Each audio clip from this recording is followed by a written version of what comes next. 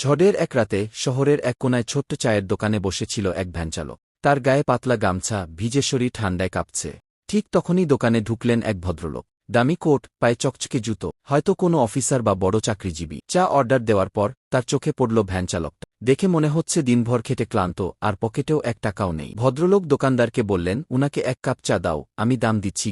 ভ্যানচালক অবাক হয়ে তাকাল। কেউ বিনা কারণেই তাকে কিছু দেয় না।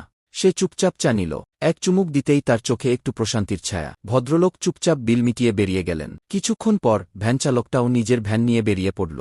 রাত তখন গভীর। শহরের এক রাস্তার মোড়ে একটা গাড়ি হঠাৎ বন্ধ হয়ে গেল। ভিতরে একজন তরুণী, ভয় আর দুশ্চিন্তায় অস্থির। চারপাশে লোকজন নেই, ফোনে নেটওয়ার্কও নেই। ঠিক তখন সেখানে পৌঁছাল সেই ভ্যানচালক। তিনি বললেন, বোন, ভয় পেও না, আমি আছি। ভ্যানের পেছন থেকে টর্চ আর যন্ত্রপাতি বের করে গাড়ির ইঞ্জিন খুলে বসে গেলেন। অল্প সময়েই গাড়ি চলতে শুরু করল।